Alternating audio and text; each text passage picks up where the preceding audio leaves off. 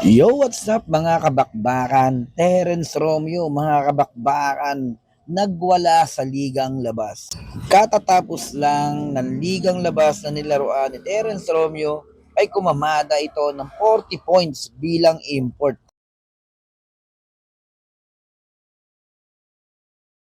Si Terence Romeo ay naglaro sa Albay Bicol sa Team Bakakay. Kaya lalong umiingay ang pangalan ni Terence Romeo ngayon sa social media na talagang kaya pa niyang maglaro sa competitive na liga gaya ng PBA.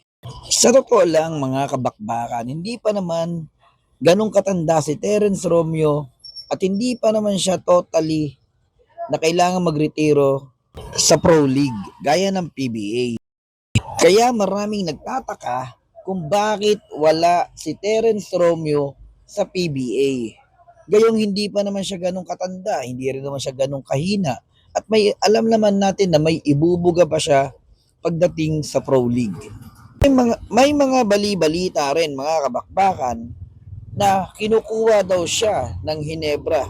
At kung totoo man to, ay matagal na rin namang gusto ni Terence Romeo na maglaro talaga sa Barangay Hinebra. Lalong Barangay Hinebra ay isang crowd favorite team.